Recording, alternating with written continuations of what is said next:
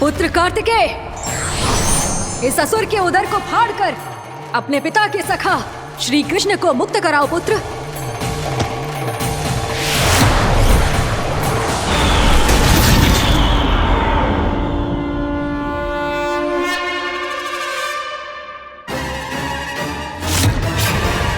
मैंने कहा था तुम में से कोई भी मेरा बाल भी बांका नहीं कर पाएगा।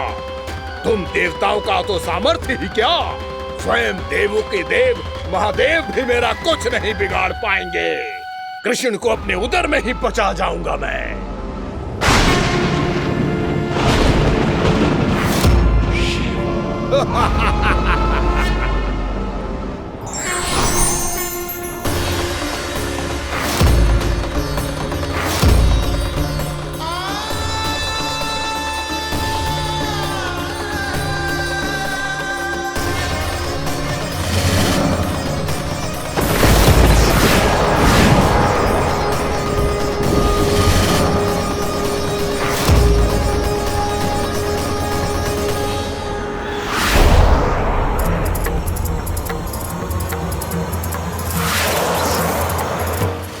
शिव शंकर का त्रिशूल है। एक ही बार में इस असुर का प्राण ले लेगा ये। हाँ, महादेव का त्रिशूल।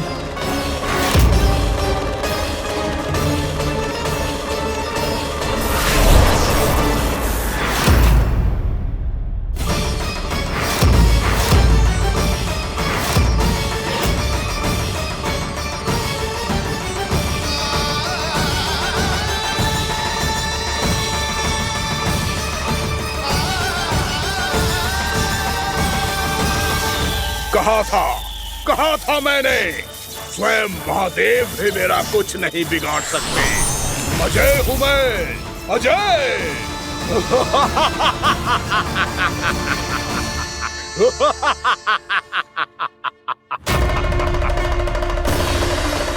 प्रभु, आपके त्रिशूल की महिमा तो अपरंपार है, तो फिर ये ठहर क्यों गया? आपने अपने त्रिशूल को वापस क्यों ले लिया महादेव? इस दुष्ट का संहार क्यों नहीं किया? क्योंकि इसकी मृत्यु मेरे हाथों नहीं, मेरे सखा नारायण के अवतार श्री कृष्ण के हाथों ही होगी, और यही विधि का विधान है। पर पिताजी, श्री कृष्ण तो इस असुर के उदर में फंसे हुए हैं, हम उन्हें मुक्त कैसे कराएंगे? ये उन्हें स्वयं ही मुक्त करेगा पुत्र। श्री कृष्ण अपने अपमान से क्रोधित नहीं होते, पर अपने भक्तों का अपमान वो क्षण भर भी सहन नहीं कर पाते। वकासुर यही भूल कर रहा है, हम सबका निरंतर अपमान करके वो उन्हें क्रोध दिला रहा है।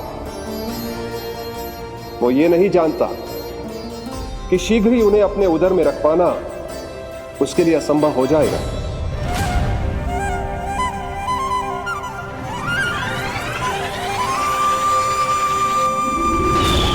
क्या हुआ महादेव, पराजित होकर भी मुस्कुरा रहे हैं? पर अब तो महादेव कहलाने के भी योग्य नहीं रहे आप। असफल देवताओं की इस अयोग्य सेना को लेकर चले जाइए यहाँ से। ना ये मेरा सामना कर सकते हैं और ना ही आप। मेरी शक्ति के सामने आप अक्षम हैं महादेव।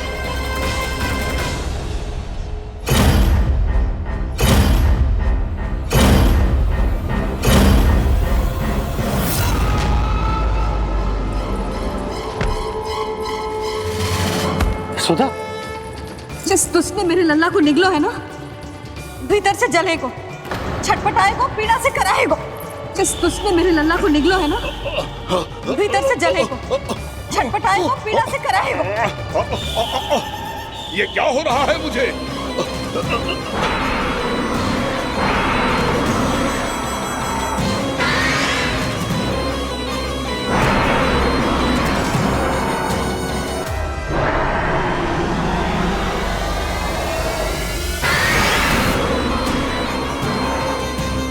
मुझे ऐसा क्यों लग रहा है जैसे भीतर से जल रहा हूं मैं। ये क्या हो रहा है मुझे?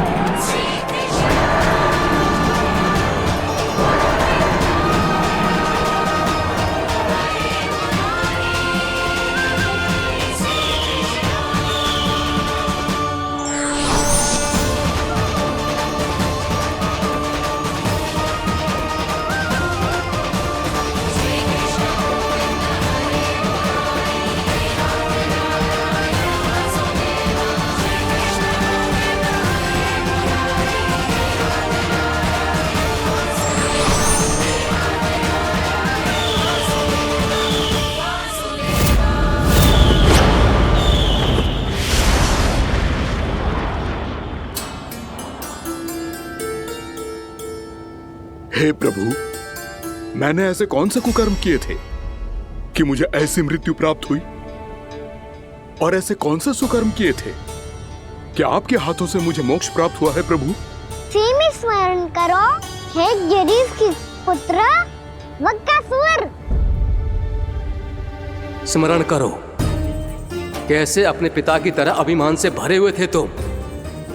स्मरण करो, कैसे हमें पराजित करने के लिए पूरी सृष्टि को संकट में डाल दिया था तुमने, और हमें विवश होकर पराजय स्वीकार करनी पड़ी थी। स्मरण करो, कैसे तुमने देवराज इंद्र का छत्र चुरा लिया था। पर यह सब भी पर्याप्त नहीं था वक्कासुर। तुम्हारे पापों का घड़ा तब भरा था जब तुमने देवी गंगा के जल में साधना करते हुए जजाली मुनि की तपस्या में व्यवधान डाला था।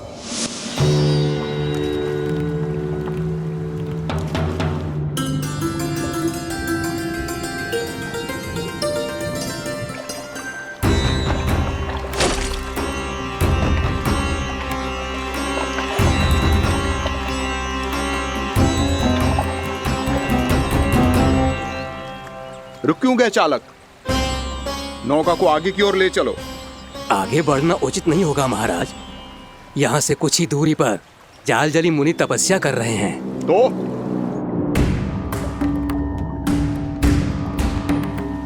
मेरे मत्स्य आखेट के क्षेत्र में इसने तपस्या करने की भूल की है।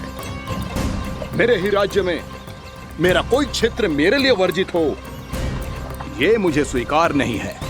आपने पर्याप्त मत्स्य आखेट कर लिया है महाराज। यदि तुम इन मछलियों का आहार नहीं बनना चाहते हो, चुपचाप मेरी आज्ञा मानो। क्षमा, क्षमा महाराज।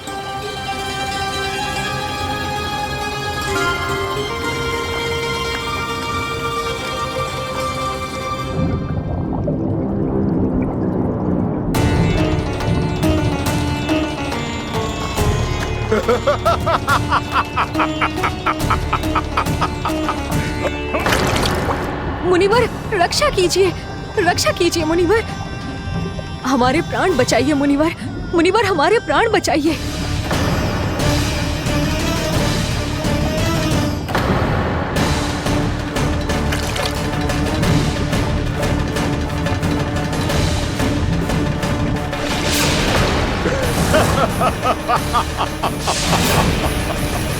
ठहर जाओ असुरराज,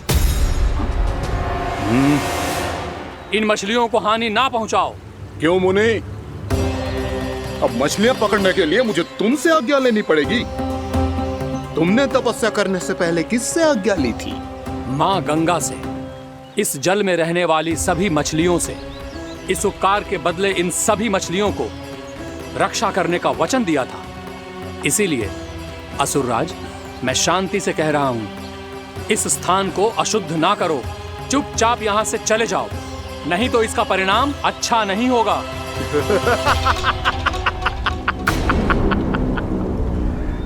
तुम जिन देवताओं की तपस्या कर रहे हो ना मुनि, उन्होंने भी मेरा कुछ नहीं बिगाड़ पाया था, और तुम मुझे धमकी देने का दुस्साहस कर रहे हो।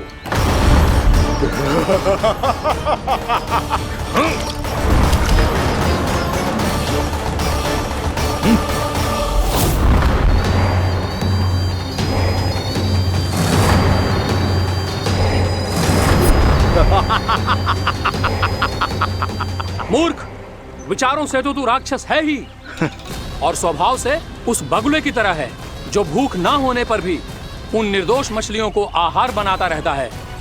इसलिए अभी इसी क्षण से तू बगुला का जीवन जिएगा।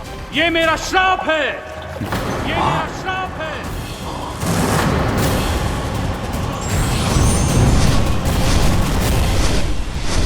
श्राप पाने के बाद तुम्हें आभास हुआ कि तुमने कितना बड़ा अपराध किया था, और तब तुम जजाली मुनि से क्षमा याचना करने लगे। तुम्हारे अपराध बोध को जानकर मुनि श्रेष्ठ शांत हुए और उन्होंने तुम्हें वरदान दिया। श्राप से मुक्ति का एक ही मार्ग होता है असुर, पश्चाताप।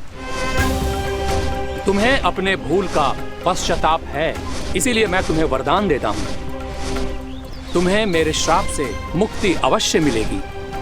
स्वयं प्रभु श्री नारायण के अवतार इस बगुले के देह के बंधन से तुम्हें मुक्त करेंगे।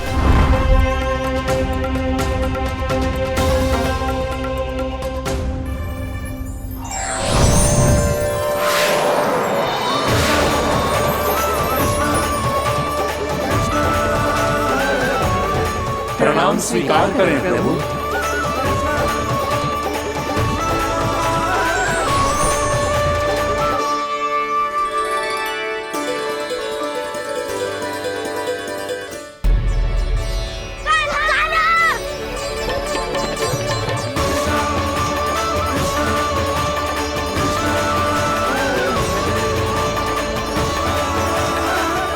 मुझे ना बताओ कि तुम सबने क्या देखा है, शायद जो देखो है, बस मैया से कछु मत ही बताना।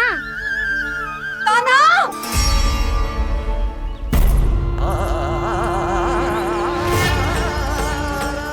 कान्हा! मेरा लल्ला!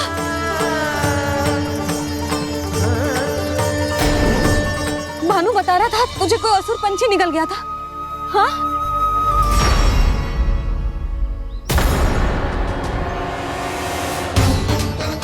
हे नारायण, ये क्या है?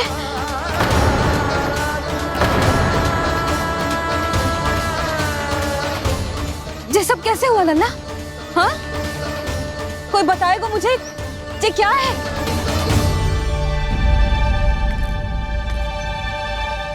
श्रीधामा, मधुमंगल, चिची को सब कुछ बता दो।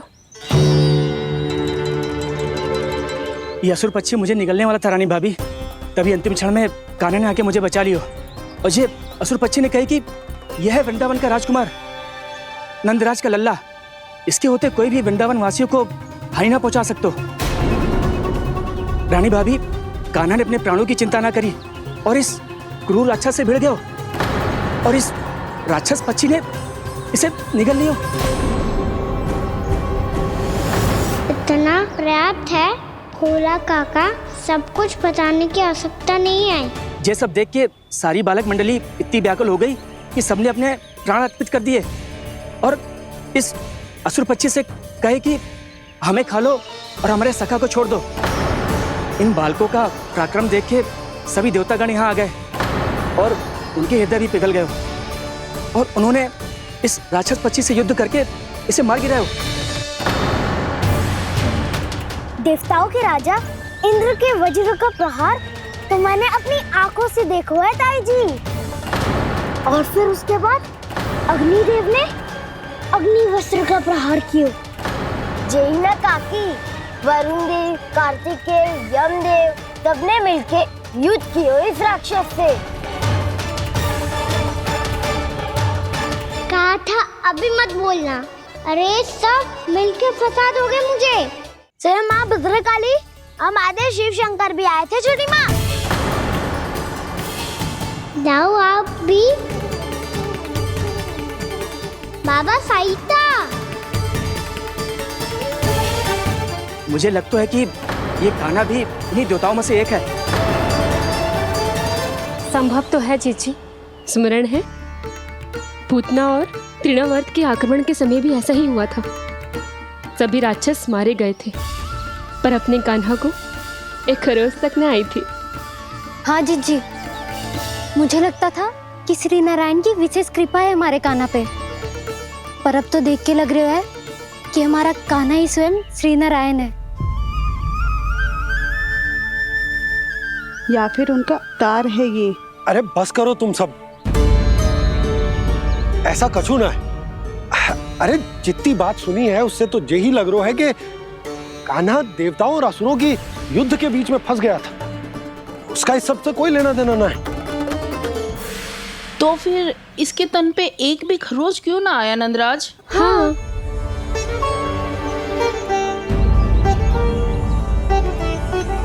है काकी, खरच तो है। दिखा लल्ला। भैया बात पीड़ा आ रही है, कुछ करो ना। चिकोपिया भी ना अति करती है। श्री नारायण का अवतार हो तो इतनी तनिक सी खरोच पे ऐसे रो तो क्या? बस बहुत होगा। अब तो तुम सबने सीमा ही पार कर दी है। कभी से श्री नारायण बुलाते हो, कभी श्री नारायण का अवतार। तनिक कछु हो ना जाता है कि तुम सब कहानियां बुनने लगती हो। जे बस साधारण सा बालक है, मेरा लल्ला है जे, इसे भगवान मती बनाओ।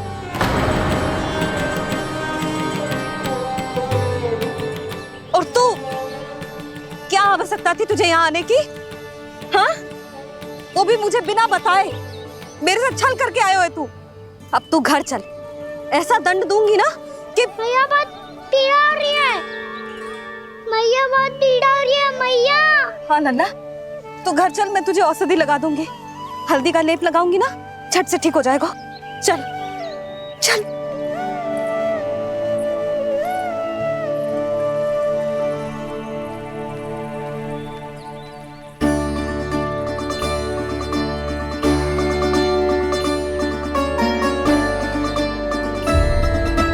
मैया बहुत पीड़ा हो रही है मैया।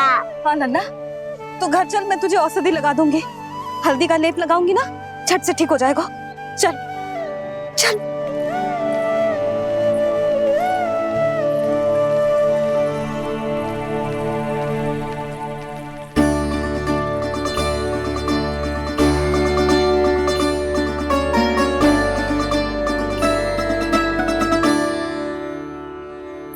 बस लल्ला बस, रो मते। चल चल चल, आजा। अभी औषधि लगाऊंगी ना, तेरी सारी पीड़ा लुप्त हो जाएगी। आजा आजा, बैठ जा लल्ला। अभी आई मैं। हाँ,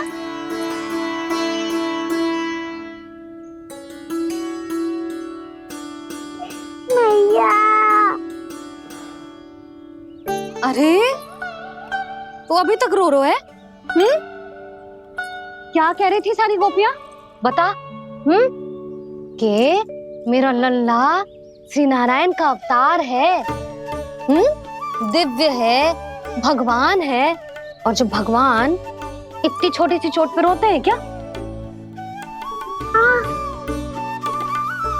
इतनी तो लगी भी ना है तुझे, जितना तो तू आ ऊ कर रो है।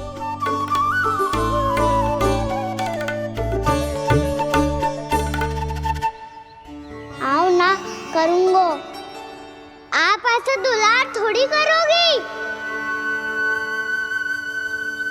ओहो, वृंदावन का गौपालक जे इतनी छोटी सी चोट पे रोता है ना? गोप बालकों का मुखिया इतनी छोटी सी चोट पे रोता है? मेरा लल्ला तो सबसे शक्तिशाली है। जे इतनी छोटी सी चोट तो क्या, बड़े बड़े राक्षसों से भी ना घबराता है। हाँ, एक बार में सबको समाप्त कर देता है कि ना? हाँ मैया, यदि कोई राक्षस वृंदावन की ओर तेरी दृष्टि करके आएगा, तो सबसे पहले कान्हा को सुरक्षा में खड़ा पाएगा। फिर चाहे जो बाल बन के आए या बगुला बन के।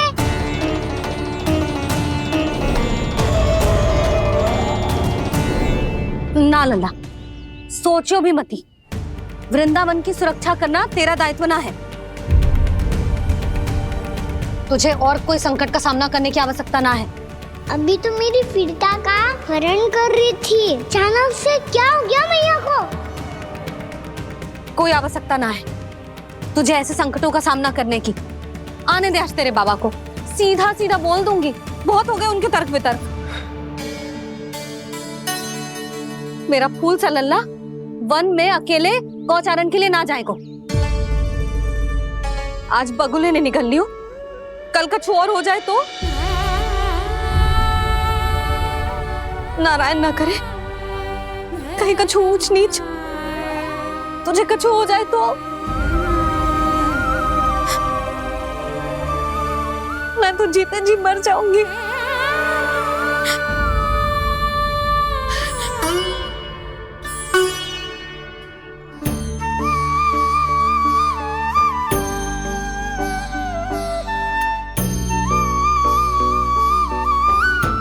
वीर लल्ला की वीर मैया इतनी से बात तो रोती है क्या?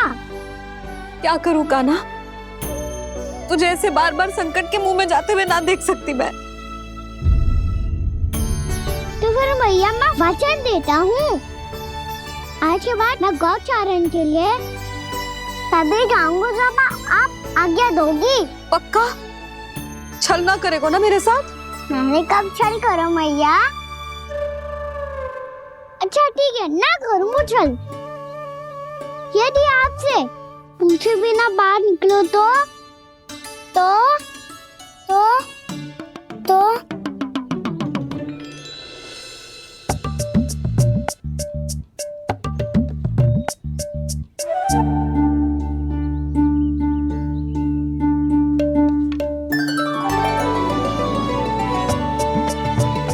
ये रही आपकी छड़ी और ये रही मेरी पीठ। ठीक देना तापर तोड़। ठीक है, जब तूने अपना दंड निर्धारित कर ही लियो है तो सोच ले, अब अगर तूने मेरी बात ना मानी तो तोड़ तोड़ छड़ी पड़ेगी।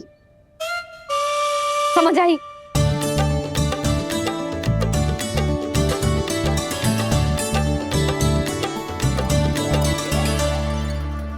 अच्छा ही है कि कान्हा कुछ दिन घर ही रहे। आज वन में जो हुआ है अवश्य कंस ने ही करवाए हुए वो सब।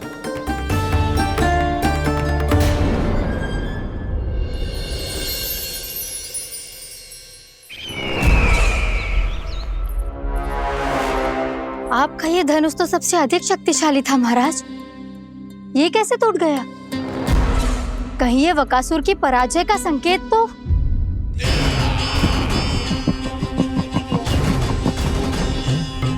प्राप्ति, लगता है तुम्हें शुभ समाचार मिला नहीं। उस बकासुर ने उस विष्णु अवतार को जीवित ही निगल लिया है। अरे अब तक तो उस नन्हे से बालक को पचा भी चुका होगा वो। उसके तन में रक्त बनकर वो विष्णु अवतार और उसकी शक्तियां दौड़ रही होंगी। क्षमा कीजिए महाराज। क्षमा कीजिए, इस अशुभ से मुख से शुभ समाचार आने दो। माथे के बल को ढीला करो, चेहरे पर मुस्कान लाओ और कहो, महाराज वृंदावन में मातम फैल चुका है। मैं ऐसा ही करता महाराज, यदि सूचना सत्य होती तो।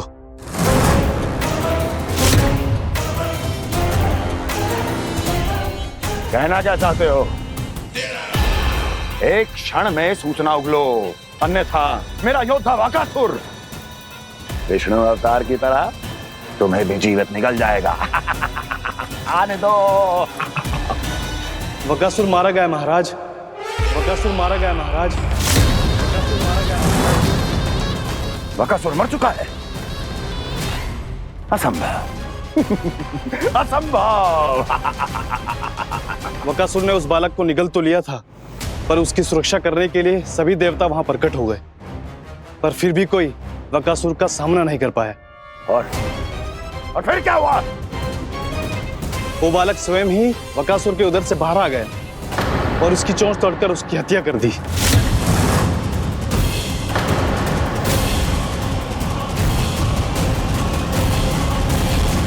वन में बकासुर की चोंच टूट गई और यहाँ आपका ये धनुष।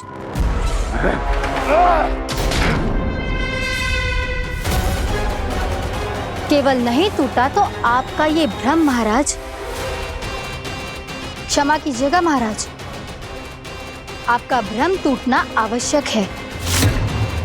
आवश्यक है आपको यह आभास होना कि उस विष्णु अवतार को पराजित करने के लिए आपके साधारण योद्धाओं में वो सामर्थ्य नहीं है।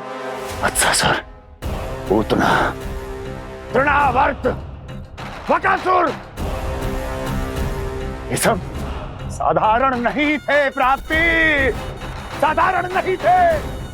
फिर तो ये और भी अधिक चिंता का विषय है महाराज, क्योंकि इसका अर्थ तो यही हुआ कि वो विष्णु अवतार कुछ अधिक ही असाधारण है और उसका सामना करने के लिए और उसे मिट्टी में मिलाने के लिए आपको एक ऐसे अस्त्र की आवश्यकता है जो उसके सामने ना झुके और ना ही टूटे।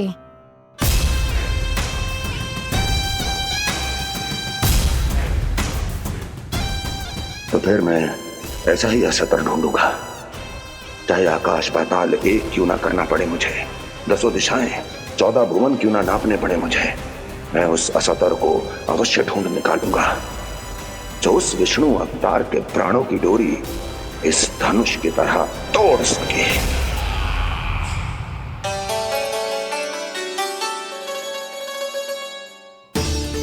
थैंक्स पापा, मैंने मैया को वचन दिया है कि जब तक नहीं चाहेंगी मैं वन नहीं जाऊंगा। इसलिए आप मुझे मारने के लिए कोई शक्तिशाली असुर ढूंढने में व्यस्त रहो। कुछ दिन तब तक मैं व्यस्त रहूंगा अपनी मैया की सेवा करने में।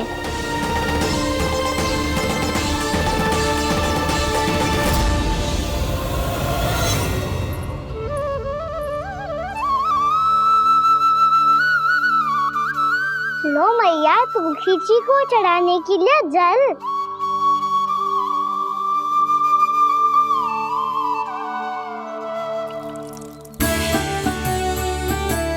लो मैया, और आटा।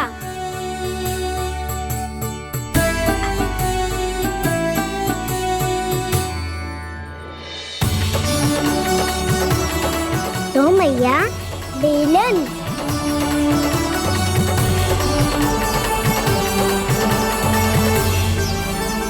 ले तनिक खा ले। ओ मैया, भूख ना लगी है। बिना भूख के खाने से क्या लाभ? और तेरा जब पेट तो कह रहा है कि उसे भोजन चाहिए, और लाभ कैसे ना लल्ला?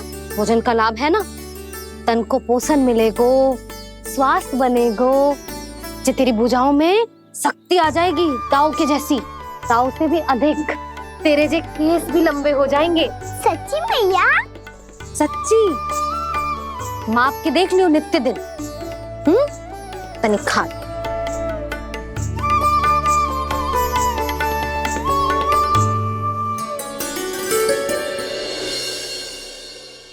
मान के मैया का कहना, छक के भोजन खाते हैं, नित्य मापते भुजा केश, पर ज्यों का त्यों ही पाते हैं।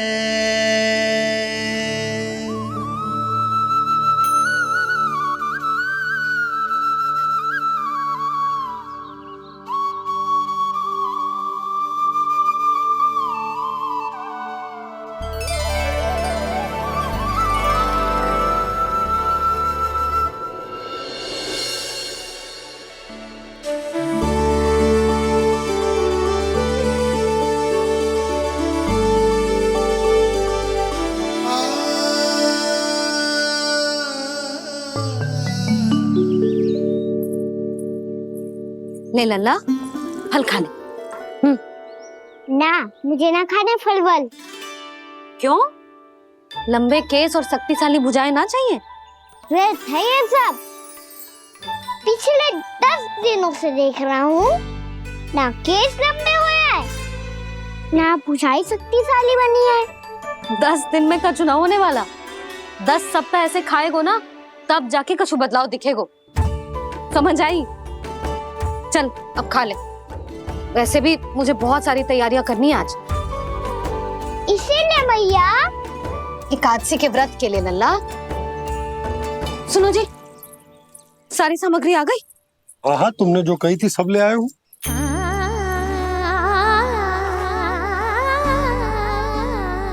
इसमें नारियल तो है ही ना, उसके बिना मैं एकादशी की पूजा कैसे करूंगी? यशोदा, मैंने भोला से कह दिया, वो लेकर आते ही होगा, घबराओ मत। कैसे ना घबराओ जी, आपको पता है ना एकादशी का व्रत मेरे लिए कितना महत्वपूर्ण है। पता है। अरे इसमें तो दिए भी ना है। दिए ना है? अब मैं अभी लेकर आता हूँ। आप रहने दो, मैं ही लेके आती हूँ। भाग भोला, राम के यहाँ से है? भक्त भोला राम? मेरा अर्थ है कुमार खुला यहाँ के यहाँ से। हाँ हाँ वो ही।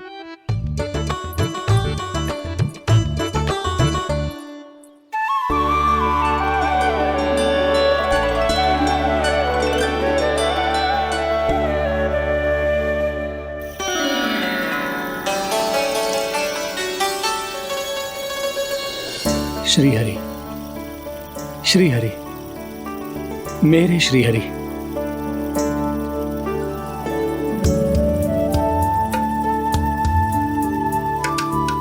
मेरे श्री हरि।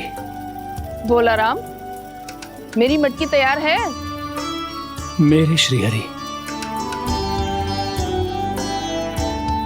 मेरे श्री हरि।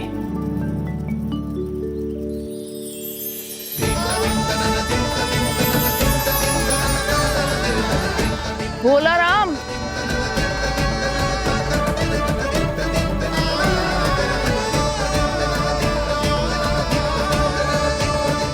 भोला काका, ओ भोला काका।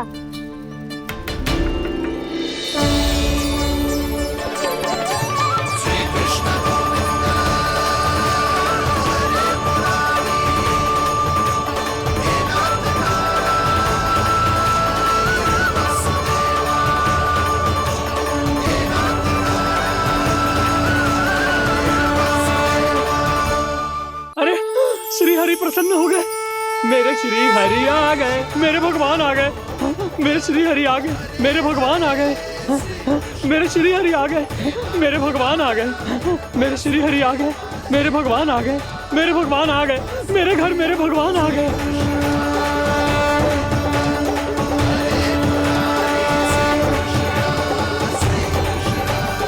मेरे घर आ गए, मेरे श्री हरि आ गए। हाँ मेरे श्री हरि आ गए। जे तो बावले थे ही, अब बालकन को भी साथ में मिला लिए। उज्जवल क्या कर रहा है? अरे ठहर जा भोला।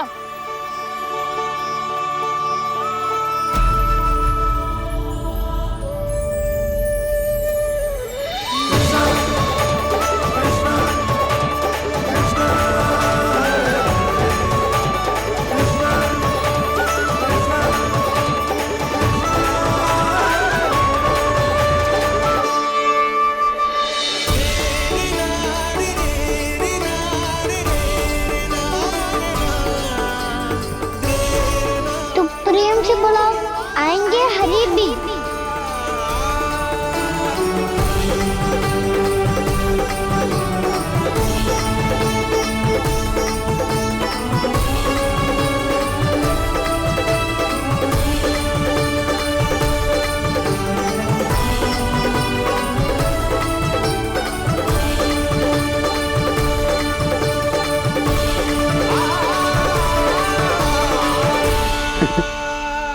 क्या वो गाना? किसकी धुन में झूम रहा तू? निर्मल निशा भक्ति की धुन में।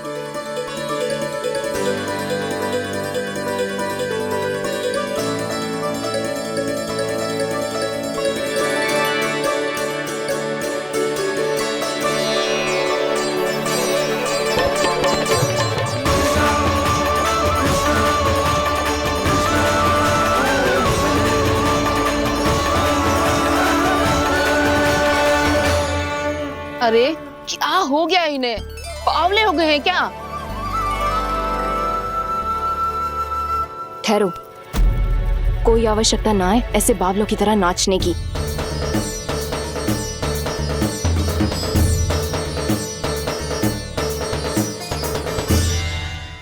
जे बावले ना है मौसी, भक्ति में रम गए। बस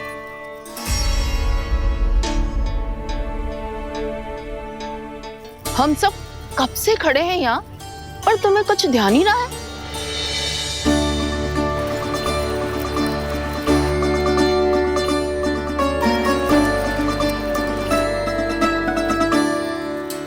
नाच गाने में ऐसे मगन हुए कि हमें देखा भी ना। मुझे नाचते हुए देख मेरे श्री हरि को इतना आनंद आ रहा था कि मैं अपने आप को रोक नहीं सका।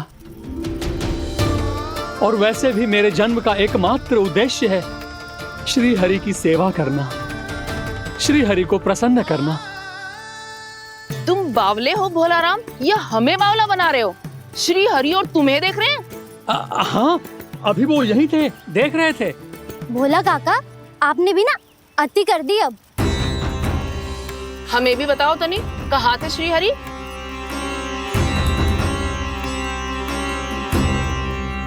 ना जाने अपना उपहास करवाने में क्या आनंद आतु है इन्हें।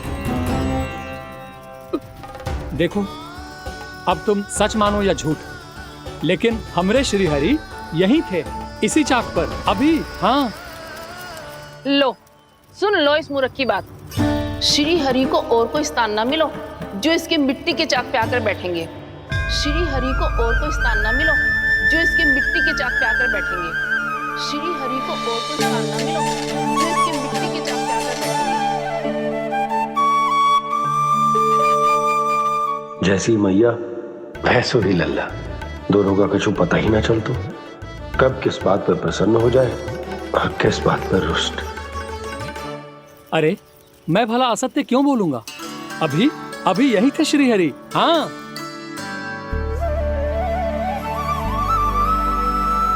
हाँ, जैसे श्री हरि को तो कोई कार्य है ही ना, वो तो आतुर होके बैठे रहते हैं कब तुम हरि हरि बुलाओ और वो दौड़े चले आए। भगवान तो भक्तों के पास आने के लिए सदैव आतुर रहते हैं, बल्कि सत्य तो यह है कि भक्तों के मन में ही निवास करते हैं भगवान।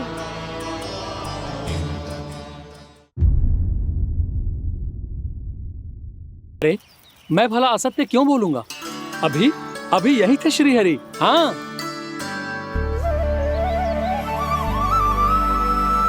हाँ, जैसे श्री हरि को तो कोई कार्य है ही ना, वो तो आतुर होके बैठे रहते हैं कब तुम हरि हरि बुलाओ और वो दौड़े चले आए।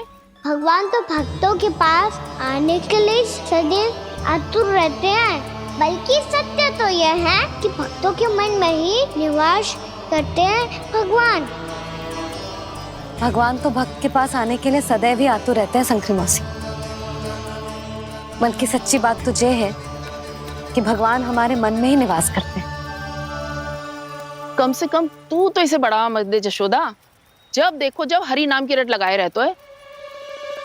हरि बोलते बोलते ऐसो बावलो होता है कि सारा कार्य भूल जाता है। 2 दिन से अपनी मटकी के लिए चक्कर काट रही हूँ। अभी तो एक चक्कर और लगाना होगा आपको। आपकी मटकी तैयार हो गई है, अभी लाता हूँ।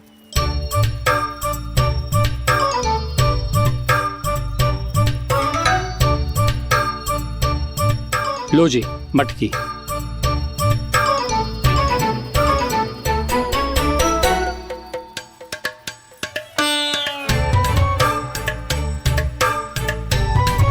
इस कच्चे मटके का क्या करूं मैं?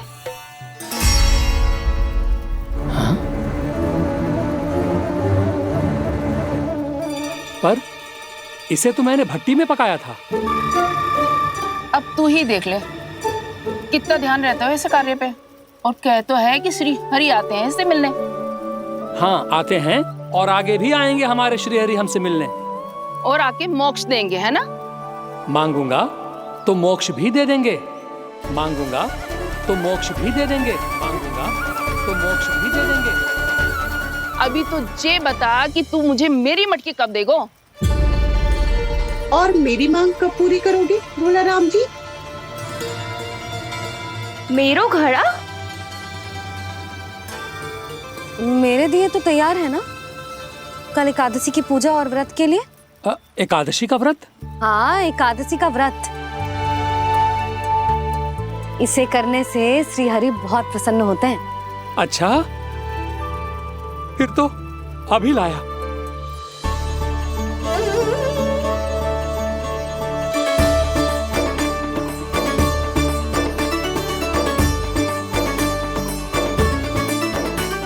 लो जी आपके दिए।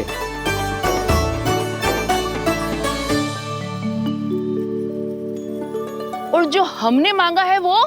बाकी सब शेष द्वादशी के दिन मिलेगा, क्योंकि कल मैं भी एकादशी का व्रत रखूंगा, क्योंकि कल मैं भी एकादशी का व्रत रखूंगा, क्योंकि कल मैं भी एकादशी का व्रत रखूंगा।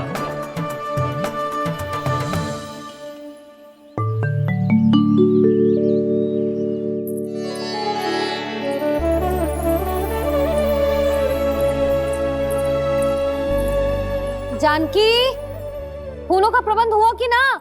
हाँ भाभी, जे रहे। सदैव विलंब कराती है। पर भाभी इस बार तो फूल समय से ही लाई थी। क्या हुआ जशोदा, अभी तो पूजा की तैयारी ना हुई? देखो ना मौसी, ये जानकी ना कुछ छूट ही जाता है इसके कारण। एकादशी की पूजा और व्रत आते ही जसोदा भाभी इतनी वग्र हो जाती है। ऐसो क्या हो गो इस पूजा में?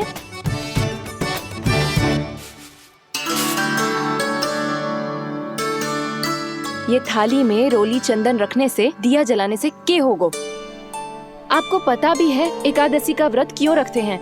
क्या महत्व है इसका? लो, जे तो मैं जसोमती रानी से पूछना भूल ही गया। पर हाँ भगवान, मेरे लिए इतना ही पर्याप्त है कि इस व्रत को रखने से मेरे श्रीहरि हमसे प्रसन्न हो जाएंगे।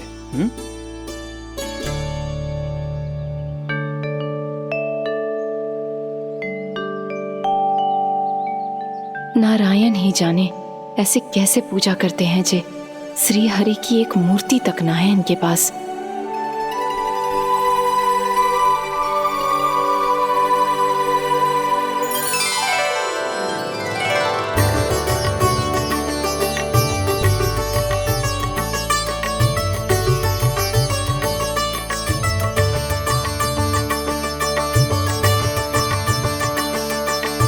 प्रभु, न तो मेरे पास मूर्ति है और ना तो इस व्रत के विधि विधान के बारे में मुझे जानकारी है, और ना ही मुझे इसके महत्व के बारे में जानकारी है, पर फिर भी मैं करना चाहता हूं।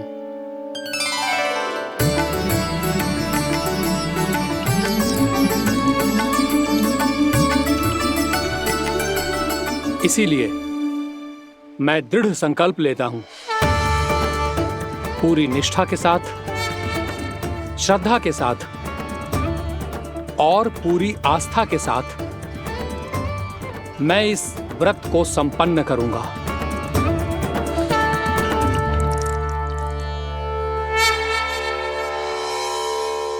हम संकल्प लेते हैं कि एकादशी के व्रत को पूरी निष्ठा के साथ संपन्न करेंगे।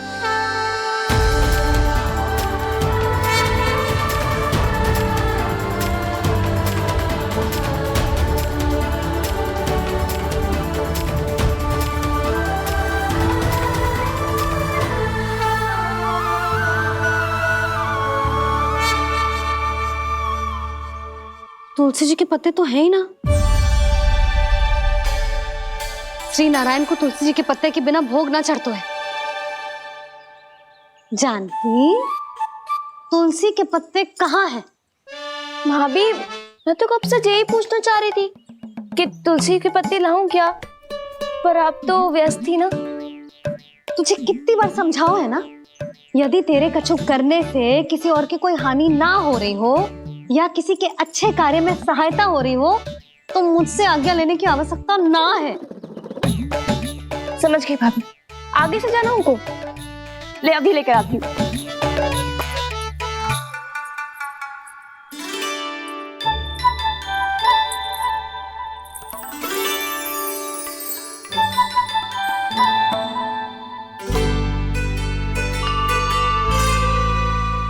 ताऊ, आपने पहले ये व्रत करो है? आपको इसका महत्व पता है? भाभी चल। जानकी, तुमने ये व्रत करो है? फिर तुमको इसका महत्व पता है? सुमति जी, आपको पता है इसका महत्व? कान्हा, क्यों तंग कर रहा है सबको? मैया, सबने करो ये व्रत, मुझे भी करना है।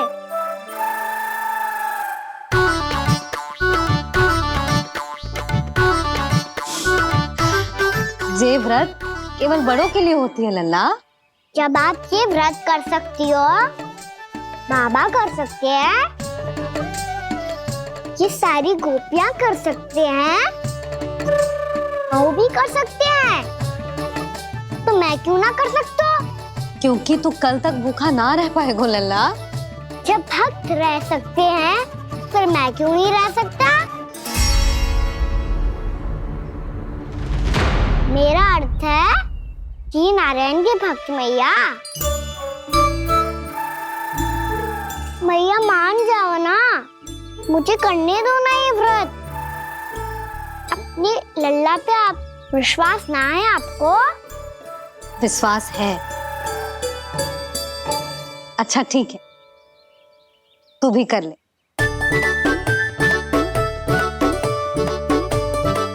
पर मैया व्रत की कथा तो सुनाओ, मैं तो अबध हूँ ना, मुझे कैसा पता चलेगा कि ये व्रत करते क्यों हैं?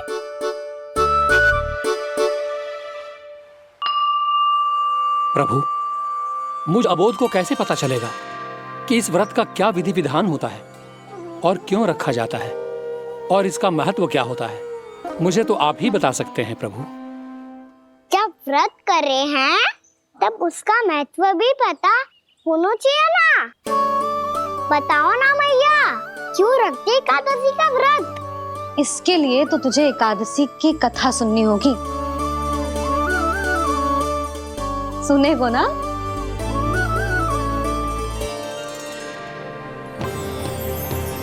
वसुदेव सुतं देवं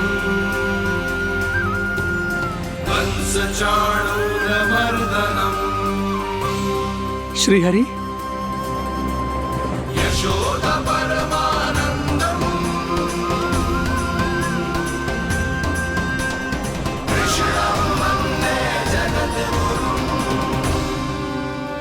वाह प्रभु, अपने भक्तों को एकादशी व्रत का महत्व समझाने का अच्छा उपाय खोज निकाला है आपने।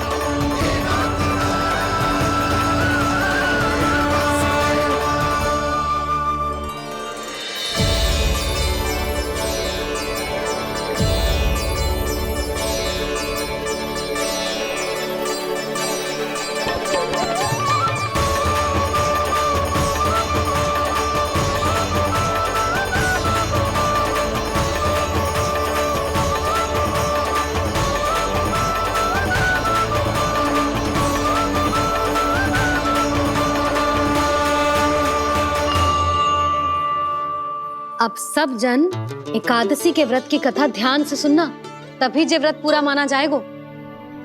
समझो लल्ला?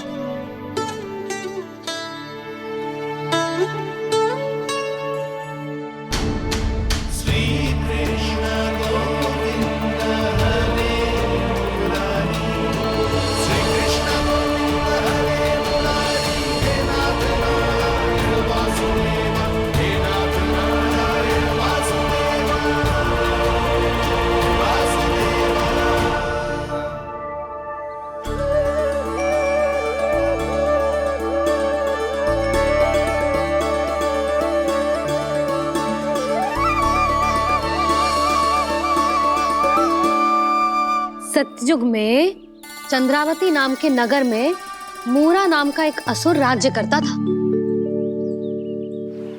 ओम ब्रह्मदेवाय नमः। ओम ब्रह्मदेवाय नमः। ओम ब्रह्मदेवाय नमः। ओम ब्रह्मदेवाय नमः।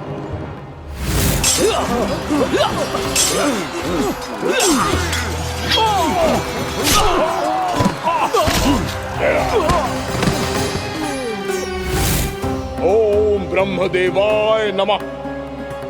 ओम ब्रह्मदेवाय नमः। जब उसने देवताओं के हाथों असुरों की पराजय देखी, तब वो वरदान पाने के उद्देश्य से ब्रह्मा जी की तपस्या करने चला गो।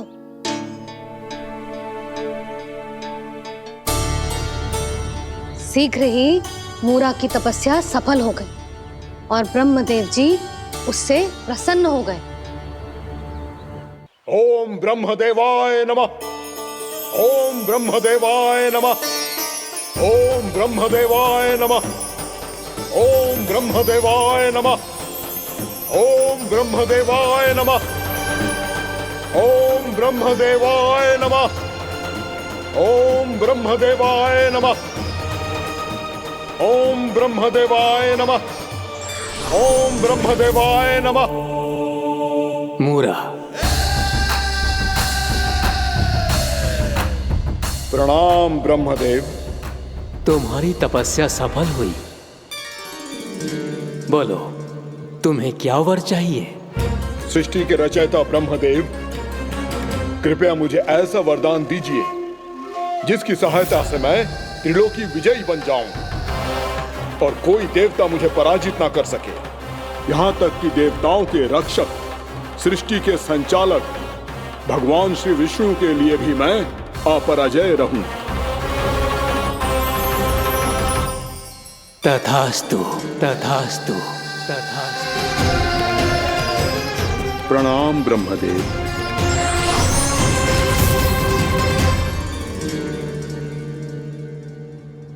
ऐसा वरदान पाकर मूरा बहुत अभिमानी होगा।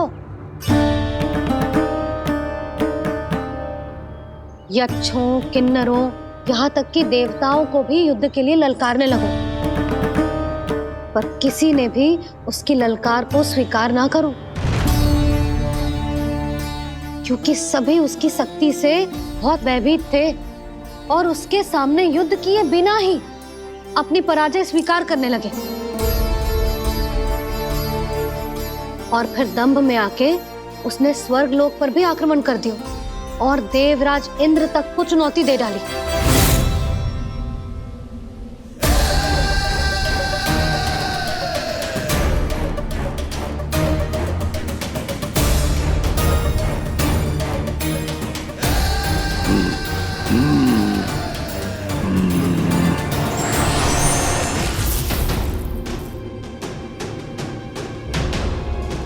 मैं प्रतीक्षा कर रहा हूं देवराज।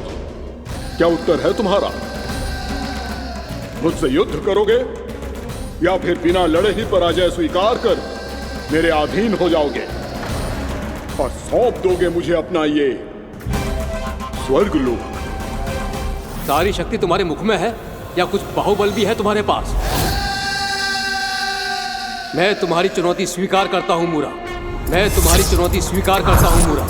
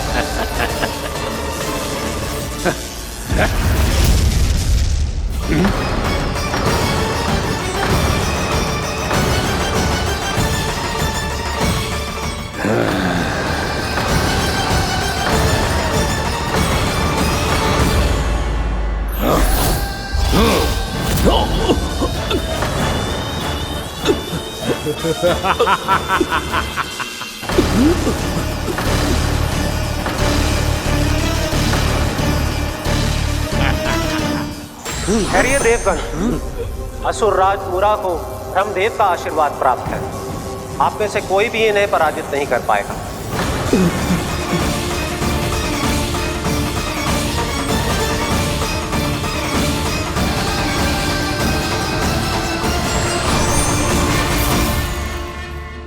एक अवसर और देता हूं देवराज। युद्ध या अधीनता, क्या उत्तर है तुम्हारा देवराज?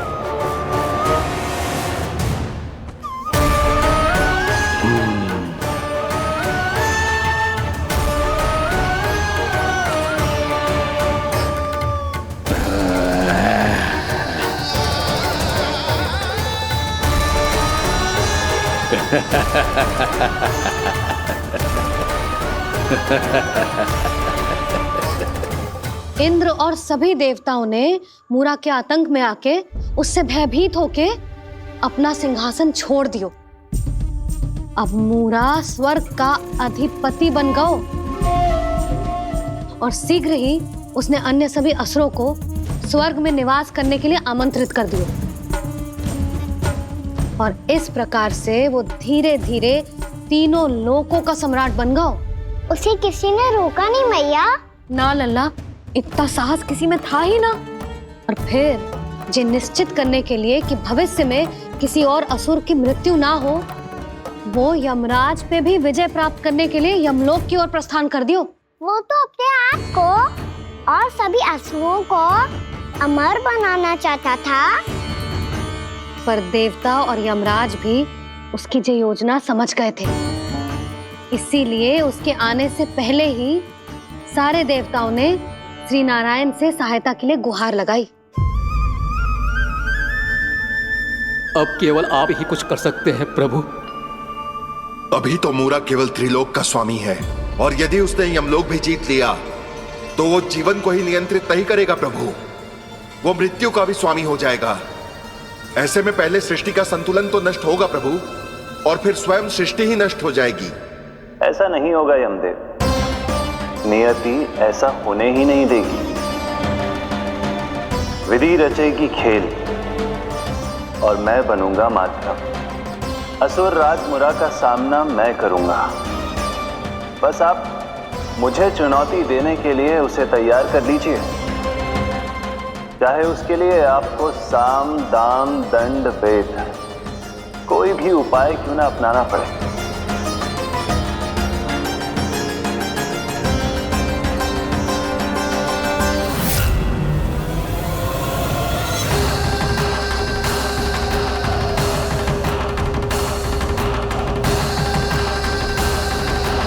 आप तो मेरी प्रतीक्षा में पहले से ही खड़े हैं यमदेव। तब तो आपने मेरी चुनौती के बारे में भी सुना ही होगा। कहिए, क्या उत्तर है आपका? मेरा स्वागत करके अपना राज्य त्यागेंगे या मेरा सामना करके अपने प्राण? असुर राज मुरा का सामना मैं करूंगा। बस आप मुझे चुनौती देने के लिए उसे तैयार कर लीजिए, चाहे उसके लिए आपको साम दाम दंड भेद कोई भी उपाय क्यों ना अपनाना पड़े।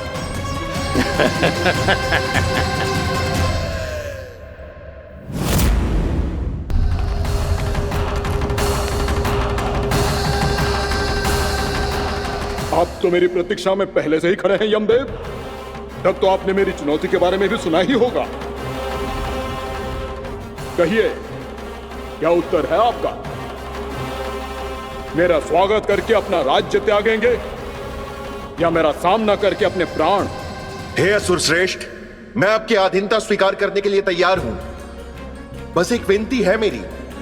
शर्त को विनती का नाम देकर पहलाना चाहते हो मुझे यमराज? असुर राज मूरा के सामने शर्त रख पाओ, इतना सामर्थ्य नहीं है तुम में। इसका आभास है मुझे असुरराज, पर मैं आपकी अधीनता स्वीकार करूं इससे पहले आपको स्वामी धर्म का पालन करना होगा।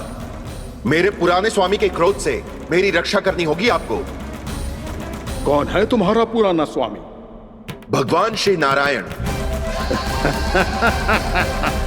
और छोटी माँ मूरासुर को तो श्री नारायण से भी रक्षा का वरदान प्राप्त था ना? यही तो श्री नारायण की लीला थी बलराम।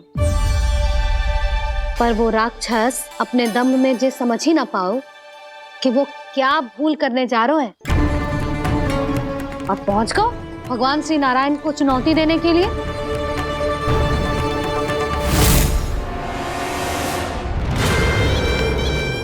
वहीं ठहर जाओ असुर राज मुरा।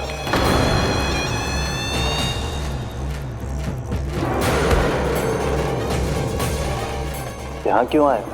आपको पराजित करने और ये वैकुंठ जीतने,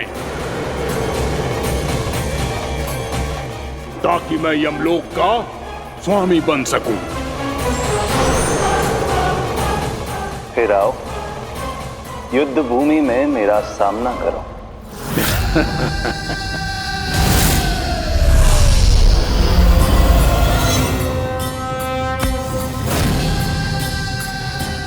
ये नहीं जानते कि इनसे ना हारने का वरदान तो मैं पहले ही प्राप्त कर चुका हूँ। इसलिए युद्ध ठीक से आरंभ हो पाए उससे पहले ही इन्हें जीत लूंगा मैं।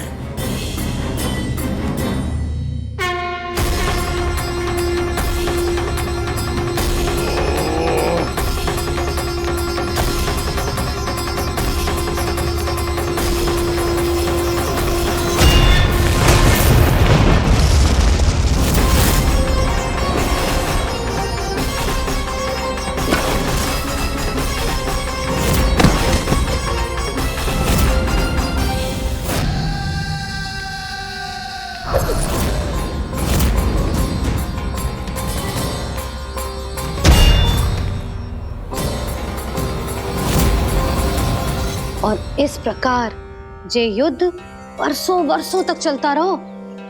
दोनों योद्धा पूरे ब्रह्मांड में अनेक अस्त्रों शस्त्रों के साथ युद्ध करते रहे।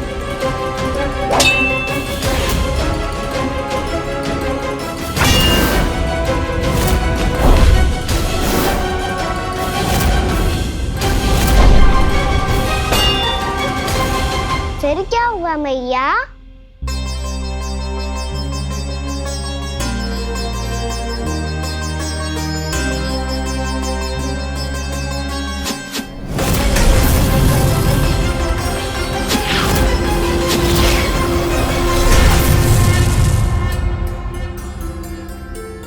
उस युद्ध को कभी समाप्त हुआ हो, पर कैसे?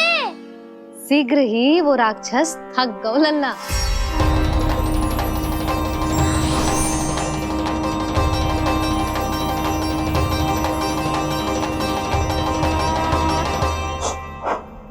खड़े खड़े देख क्या रहे हैं नारायण? आक्रमण कीजिए, वध कर दीजिए मेरा।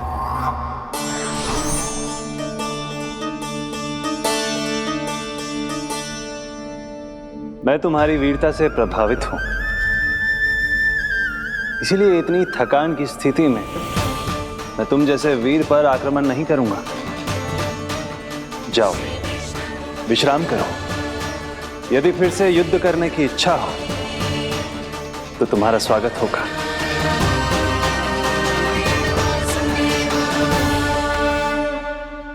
जे कह के श्री नारायण बद्रिका आश्रम चले गए और वहां हिमवत नाम की एक कंदरा में ध्यान लगा के बैठ गए। उधर वो राक्षस विश्राम करने लगो। अनेकों दिन बीत गए और अब वो राक्षस मूरा फिर से स्वस्थ होके बलवान हो गया था। उसने अपनी सारी शक्ति फिर से प्राप्त कर ली थी। श्री नारायण ने उस पर दया करी थी, पर वो फिर से श्री नारायण को छलने को तैयार होगा।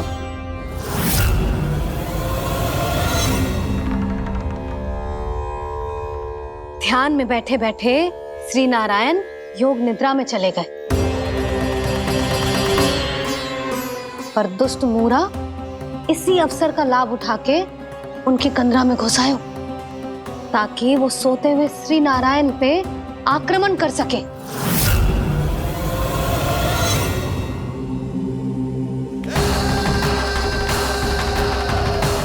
आज इस लंबे युद्ध को जीतकर अपने इस अंतिम शत्रु का भी अंत कर दूंगा मैं।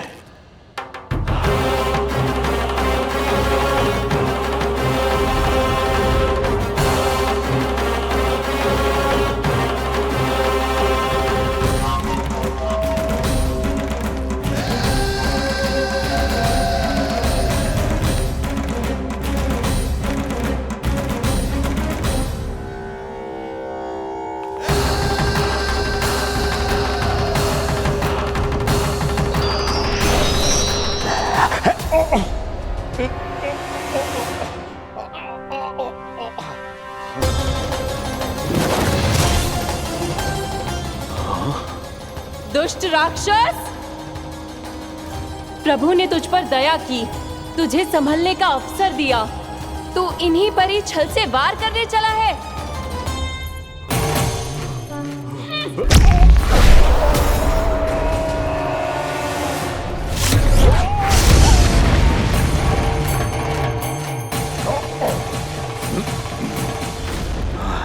मैं अजय हूँ, मुझे कोई पराजित नहीं कर सकता। ब्रह्मा का वरदान है मुझे। तूने नारायण से अपराजय होने का वरदान मांगा था मूर्ख, उनकी शक्ति से नहीं। ध्यान से देख, मैं तेरी मृत्यु हूँ, मृत्यु।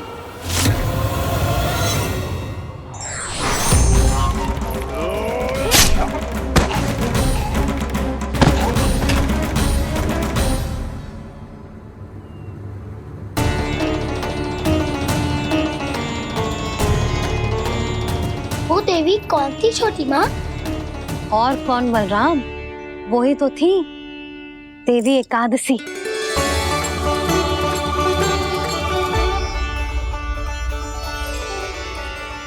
मुझे क्षमा कीजिए प्रभु, आपकी आज्ञा के बिना ही युद्ध करके आपके शत्रु को मृत्यु के घाट उतार दिया।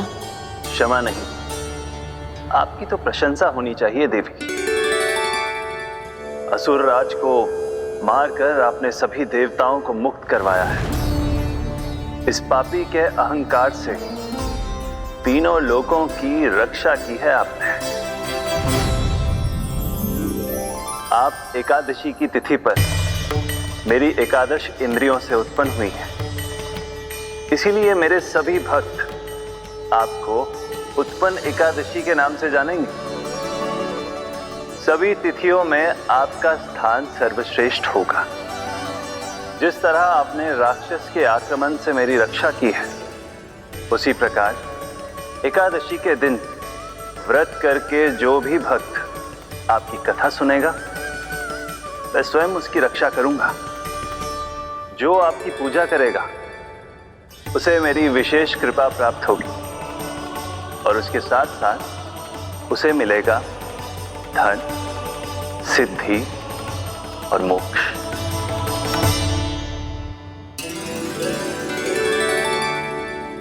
इसीलिए आज के दिन व्रत रखने का बहुत अधिक महत्व होता है।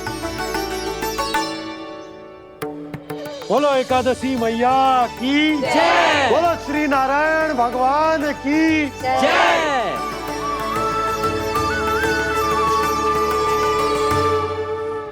प्रभु की कृपा से एकादशी का महत्व भी पता चल गो और मेरा व्रत भी सफल हो गो।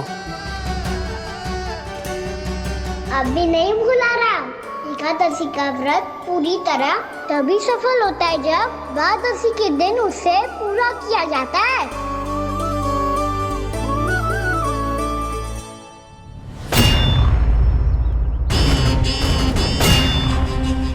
आवश्यक है आपको यह आभास होना कि उस विष्णु अवतार को पराजित करने के लिए आपके साधारण योद्धाओं में वो सामर्थ्य नहीं है। वो विष्णु अवतार कुछ अधिक ही असाधारण है।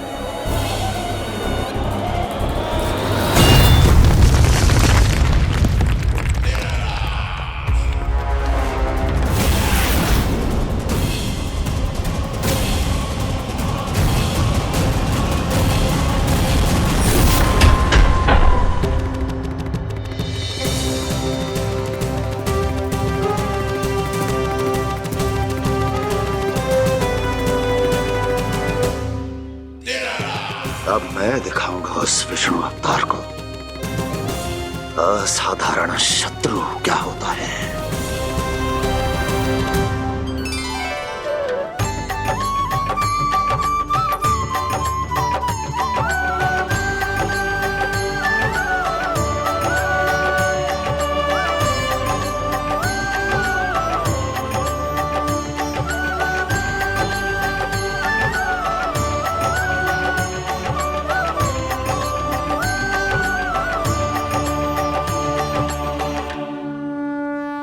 मामा अधीर हो रहे हैं, पर मैया ने मुझे अभी तक बाहर जाने की आज्ञा नहीं दी है। अभी उन्हें किसी और राक्षस को यहाँ भेजने से रोकने के लिए मुझे कुछ करना होगा।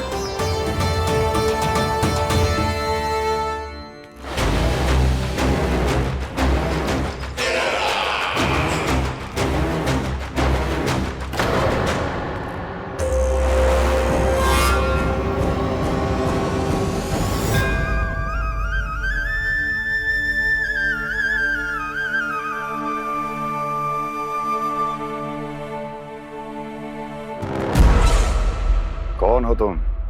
बचपन से ही मुझे मारने का सपना देख रहे हैं, फिर मुझे ही नहीं पहचानते।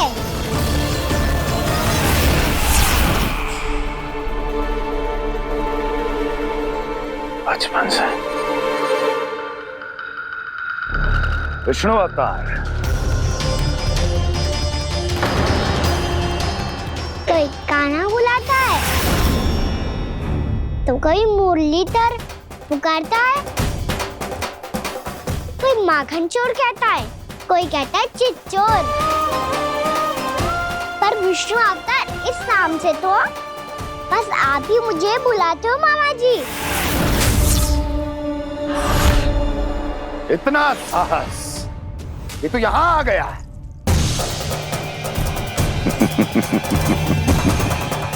यहाँ आ तो गया तू विष्णु अवतार, किंतु यहाँ से जीवित नहीं जाएगा। तेरे इस शीश को तेरे धड़ से अलग कर दूंगा मैं।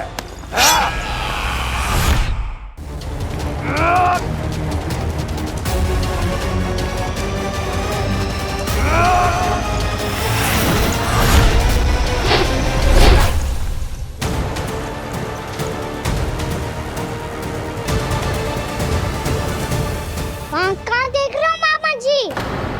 मैं तैयार हूँ।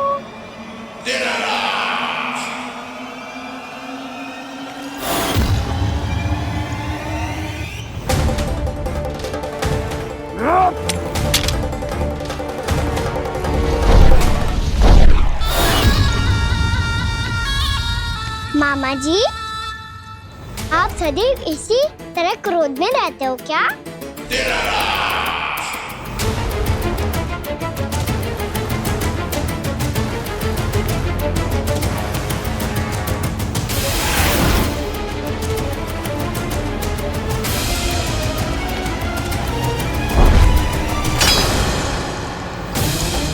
छोड़, छोड़ मेरी तलवार को। छोड़ो तो तब जब पकड़ा हूँ।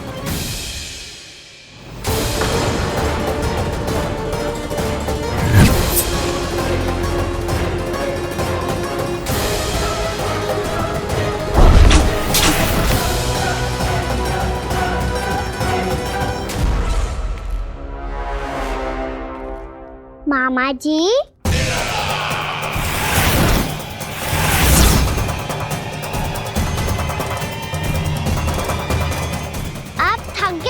थोड़ा विश्राम कर लो।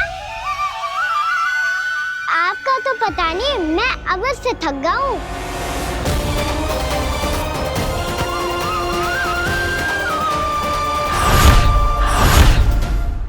मेरे सिंहासन पर बैठने का तो साहस। अभी तो बस अभ्यास कर रहा था मामा जी, भविष्य में मुझे तो बैठना है यहाँ। आपने बल प्रयोग करके से अपने पिताजी से छीना था, मैं आपसे छीन लूंगा। जो छल और बल से लिया जाए वो अधिक समय तक टिकता नहीं है मामा जी।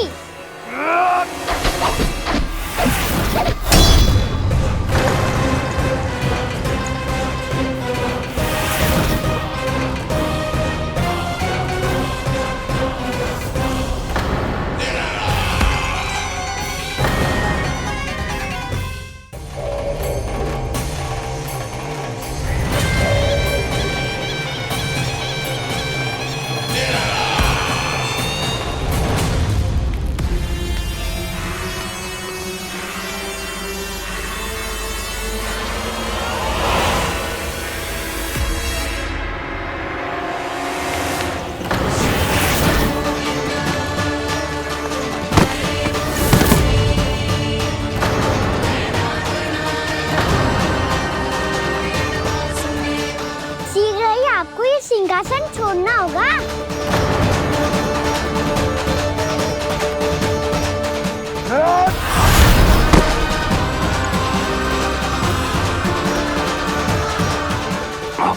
वो मेरा सिंहासन छीनना चाहता। वो आ रहा है, वो आ रहा है। सैनिकों! दुर्जन, बंद कर दो सभी द्वार और घरों के, सब के सब। इसकी हर संभावना पर इतना कड़ा पहरा बिठा दो कि ना तो कोई महल के भीतर आ सके, ना तो बाहर जा सके। मुझे महल की चप्पे चप्पे की सूचना चाहिए। जाओ।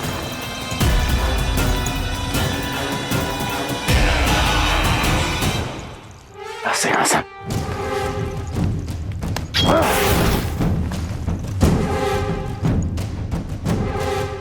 अब आ, दुष्ट मायावी, ए छलिया विष्णु अवतार, मैं कंस तेरी प्रतीक्षा कर रहा हूं। आ, देखता हूं मेरे सिंहासन पर कैसे बैठता है तू। आ, मुझे तो बस कुछ समय चाहिए था, वो मिल गया। अब करते रहिए आप प्रतीक्षा।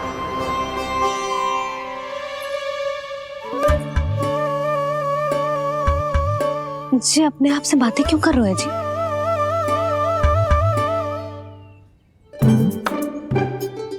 आप मुस्कुरा क्यों रहे हो? ना कछु ना। बताओ क्यों मुस्कुरा रहे हो? तुम्हीं पर गए हैं जी। जब तुम व्रत करती हो तो तुम भी ऐसा ही करती हो। इसी प्रकार भूख अधिक लगने पर अपना ध्यान भटकाने के लिए स्वयं से ही बड़बड़ाती रहती। होगा। आपको तो बस मेरा उपहास उड़ाने के लिए बहाना चाहिए।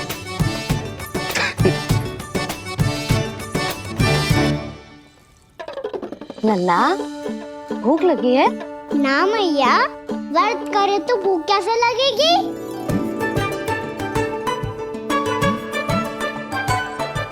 यदि लगी हो तो छोटे बालकों को थोड़ी बहुत भूल चूक क्षमा होती है। कछु ना तो फल तो तू खा ही सकते है।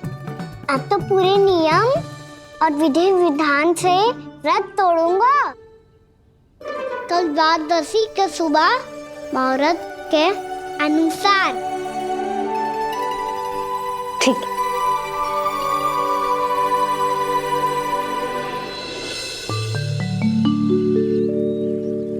लल्ला, एकादशी समाप्त हो गई है, द्वादशी लग गई है।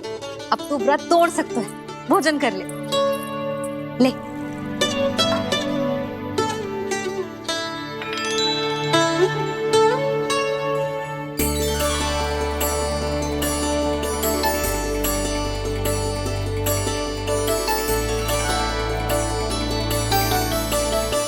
आज तो कार्य कर लीजिएगा। मैं ना चाहती कि सब गांव वाले फिर से आपका उपहास उड़ाएं। अरे, इसी क्षण कार्य आरंभ करना आवश्यक ना है। कुछ खा तो लो। कल भी पूरे दिन व्रत में रहे, अब तो कुछ खा लो। ना ना, अभी बिल्कुल भूख ना है। और हाँ भगवान, तुम्हें चिंता करने की आवश्यकता नहीं है। आज मैं किसी को भी 2 शब्द कहने का अवसर नहीं दूंगा। अरे, कुछ खाओगे पियोगे नहीं तो कैसे रहोगे?